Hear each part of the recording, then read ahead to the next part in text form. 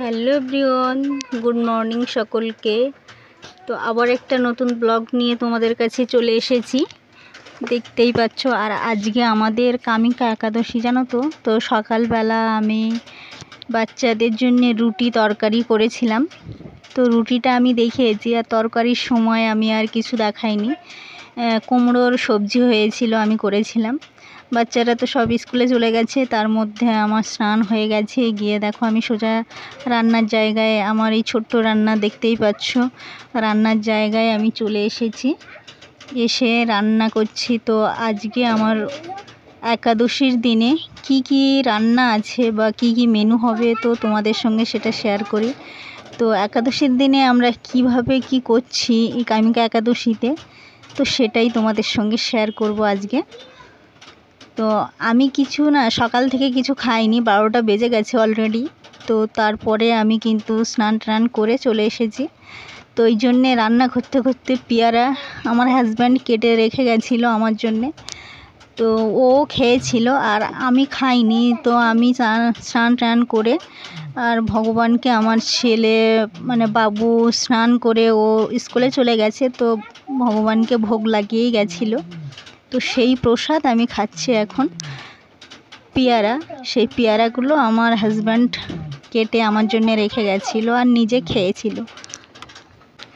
তো ভাবলাম দেখো একটু পেয়ারা খেতে খেতে আমি রান্নাগুলো করছি। আজকে হবে কুমড়ো আলুর সবজি আর কচু আলু দিয়ে সবজি। তো আর তো সাবুর পায়েস আছেই, আর আলু ভাজা আছে। আলু ভাজাটা করব ভেবেছি, আর বাচ্চাদের জন্য ভাত। আর দেখো এর মধ্যে না আমার আজকে না একটা গিফট আসার কথা আছে। তো আমার না, আমাদের বলবো, কারণ আমাদের একজন মানে গেস্ট বলতে পারো, তো খুব কাছের। তো অনেক এই একাদশীর দিন শুনেছে ও, তো একাদশীর দিনে আমাদের অনেক মানে তার বাগানের কিছু ফল আমাদের জন্য পাঠাবে বলেছে, ফোনেই বলেছে। তো আমিও ভীষণ মানে কি আসবে বলে ভীষণ আনন্দিত মনে মনে তো হচ্ছে। আর এদিকে আমি দেখো একের পর এক রান্নাও বসিয়ে দিয়েছি। আমার কিন্তু রান্নার জায়গাটা, যেটা আমি বলবো গ্যাস কাউন্টার, তো ওখানে কিন্তু আমি আগে থেকে সাবান দিয়ে ভালোভাবে পরিষ্কার করে, বার্নার সব কিছুই আমি সুন্দর করে পরিষ্কার করে নিয়েছি।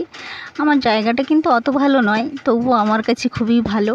যে যার জায়গায়, তো তার কাছে সত্যিই খুব ভালো। তো তোমাদের হতে পারে, মনে হতে পারে যে জায়গার চারিধারে কত খারাপ, তো সেটাই আমার কাছে খুব ভালো। তো দেখো আমি আজকে তো সম্পূর্ণ মানে কি বলবো, মশলা ছাড়া একদমই, শুধু আমি গোটা জিরা দিয়েই সবজি বানাবো। তো আর একটু টমেটো দেব, হলুদও ছাড়া। তো এই যারা যারা করছো একাদশীটা নিশ্চয়ই জানো যে কিভাবে খেতে হয় আর কিভাবে কি করতে হয়, পালন করতে হয়। তো আমরাও কিন্তু ঠিক সেইভাবেই পালন করি। আর আগে করে নিয়েছিলাম শুকনো খোলায় বাদাম, চীনাবাদাম ভেজে নিয়েছি অলরেডি আমি। আর নিয়ে এবারে দুই ধারে, দেখতেই পাচ্ছ ওভেনের দুই ধারে আমি সবজি দুটোই বসিয়ে দিয়েছি। আর বর্ষার সময় না, মানে কিছুটা তো মেঘ করছে, আবার রোদ্দুর হচ্ছে, আবার কিছু সময় বৃষ্টি আসছে ধেয়ে, এরকম কিছু হচ্ছে আজকে। আর ঠিক করে আজকে কামিকা একাদশী, তো তার জন্যে আমাদের বিশেষ কিছু কষ্ট হয়নি। হ্যাঁ, গরমটা আছে, কিন্তু গরমের মধ্যেও না এই রোদ্দুরটা যদি না হয়, তো আমাদের কিন্তু অতটা অসুবিধা হয় না, যারা সত্যি একান্তভাবে একাদশীটা পালন করে। কারণ ভীষণ জল তেষ্টা পায় মাঝে মাঝে, যারা কর্মরত আছে তাদের তো খুব অসুবিধাই হয়, কিন্তু তারা তো, আমি জানি না তারা কিভাবে পালন করে। আর আমরা যেমন 12টা পর্যন্ত উপবাস থেকে তারপরে আমরা কিছু কিছু জিনিস খাই, তো আমাদের ওই কারণে 12টা পর্যন্ত রোদ্দুর যদি ওঠে তো খুব কষ্ট হয়। তো এই জন্যে আমাদের জন্য আজকের দিনটা খুবই ভালো হলো, কারণ আমরা তো যেহেতু 12টা বলছি বারবার, 12টা পর্যন্ত উপবাস থাকি বলে এই মেঘলা ওয়েদারে অতটা কষ্ট হয় না, জল খেতেই হবে বা এমন কিছু ব্যাপার হয় না আমাদের। তো 12টা পর্যন্ত উপবাস থাকার পরে আমি কিন্তু বা আমার হাজব্যান্ড খাই আমরা কিছু কিছু। তো এইভাবেই চলছে। আর তো প্রসাদ আছেই কিছু, সকালে বললাম আগেই যে বাবু দিয়ে গেছিলো, তো সেগুলোই খাচ্ছি আর রান্না করছি, এইভাবেই করছি। তো আমি কিন্তু না মানে এই যে রান্নাগুলো হচ্ছে এগুলোও কিন্তু আমি ভগবানকে দেব, ওই জন্যে হাতটা ভালোভাবে ধুয়ে পরিষ্কার করে আমি যখন যেটা খাচ্ছি, তো হাতটা ভালো করে ধুয়ে তারপরে কিন্তু আমি আবার রান্নার কাজে হাত দিচ্ছি, এইভাবেই করছি। যেহেতু এই রান্নাগুলোও যে হচ্ছে সেগুলোও ভগবানকে নিবেদন করা হবে দুপুরবেলা, তো ওই জন্যে। আমি আরও একটা কথা বলে থাকি যে একাদশীতে আমি না দিনের বেলায় তোমাদের অনেক কিছু দেখাতে পারি না, কারণ একাদশীতে একাদশীর মাহাত্ম্য তো পড়তেই হয়, আর গীতা ভাগবত জপ এগুলো করতে হয় এবং আমরাও করে থাকি। শেষ করে তো আমি মাঝে মাঝে হাজব্যান্ডের কাজের জন্যে ও অনেক কিছু করতে পারে না, তো ভগবানের কাছে ও সত্যিই ক্ষমা চেয়ে নেয়। কিছু করার নেই, মাঝে মাঝে এমন পরিস্থিতি হয়ে যায় মানুষের জীবনে যে ইচ্ছা থাকলেও উপায় হয় না, এমন কিছু পরিবেশ ঘটে থাকে। তো আমি কিন্তু সেই জিনিসটা করি না, আমি যতটা সম্ভব চেষ্টা করি। তো যতটা কষ্টের মধ্যে যাই, কিন্তু জবটা তো আগে যেমন আমি অনেক মালা করে করতাম, এখন সেটা হয় না, কাজও বেড়ে গেছে। তো কাজের মধ্যে বাচ্চারাও বড় হচ্ছে আস্তে আস্তে, ওদের পেছনেও অনেক সময় দিতে হয় আমার, আর সংসারের পিছনে তো দিতেই হয়। তো এইভাবে জবটা করি। আর বিশেষ করে না আমরা রাত্রেবেলা এগুলো করে থাকি, অনেকটা সময় পাই রাত্রেবেলা, তো রাত্রেবেলা এইগুলো আমরা করে থাকি। রাত্রেবেলা তো গীতাও পড়বো, ভাগবতও পড়বো, আর তো মাহাত্ম্যটাও আমাকে অবশ্যই পড়তে হয়। তো এই জন্যে আর জব তো করতেই হবে, এই জন্যে আমরা রাত্রেবেলা সময়টা বেছে নিই। দিনের বেলা না বিভিন্ন রকম কাজ থাকে, বিভিন্ন রকম, তো সেটা জানোই, যারা সাংসারিক মানুষ তো তারা অবশ্যই জানবে।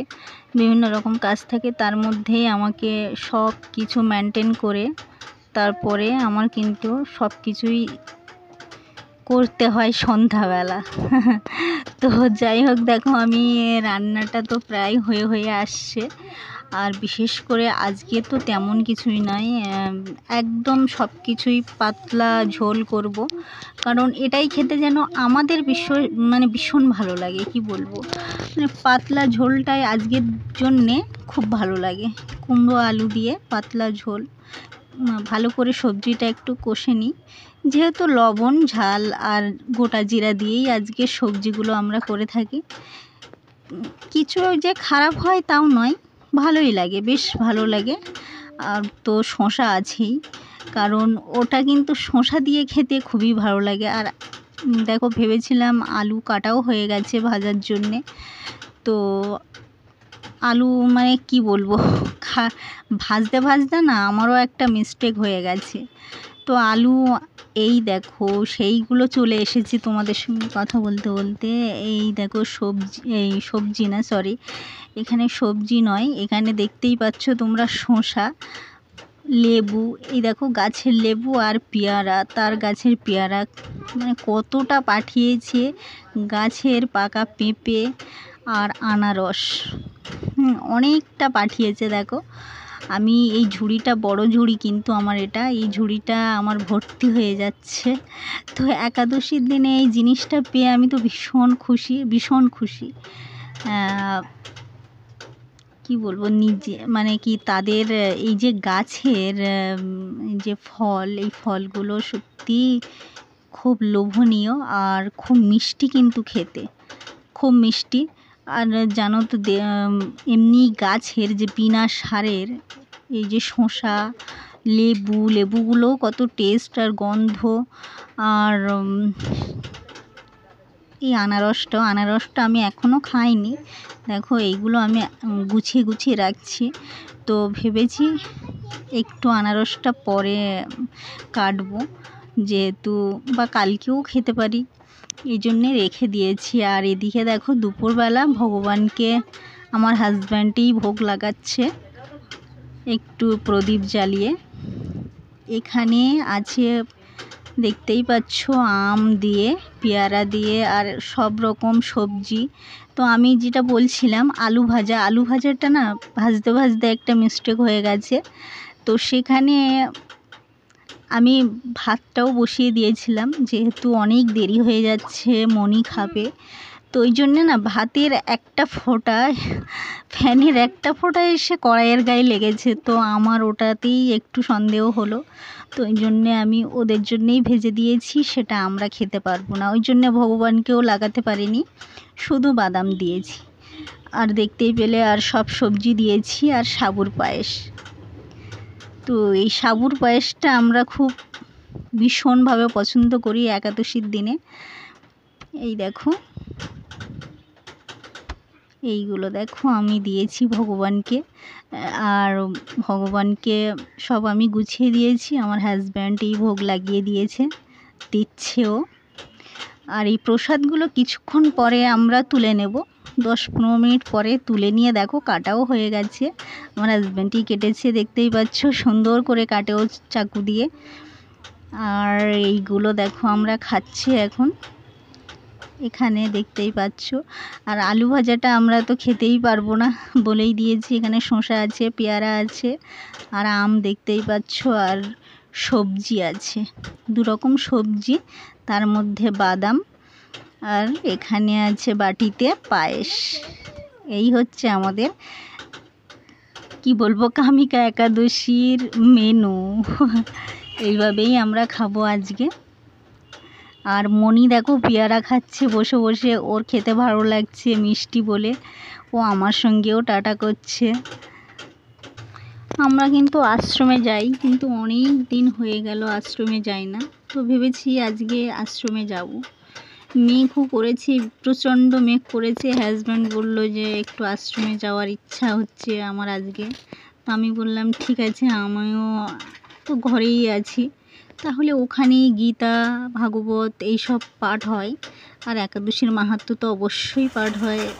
তো দেখো আমরা আপাতত রেডি হয়ে গেছি। ড্রেসটা শুধু করতে পারলেই ভালো হতো, কিন্তু এমন টাইমে দেখো কি বৃষ্টি এসে গেছে, ওই জন্যে বৃষ্টির মধ্যে যাব না বলে আটকে বসে আছি, ড্রেসটাও করিনি।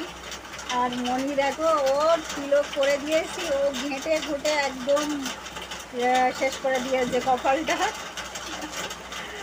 আর এই বৃষ্টি হচ্ছে বলে আমরা আশ্রমে যাবো ভেবেছিলাম, কিন্তু এত মানে এখন না, ঠিক এর আধা ঘন্টা আগে ভীষণ বৃষ্টি হচ্ছে।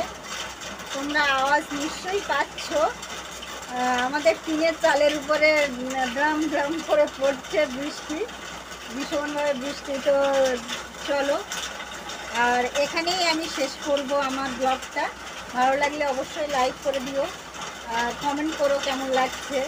আর আমাদের এই যে তিলকধারী সব হয়ে গেছি, তো সেটাও কেমন লাগছে অবশ্যই কমেন্ট করো।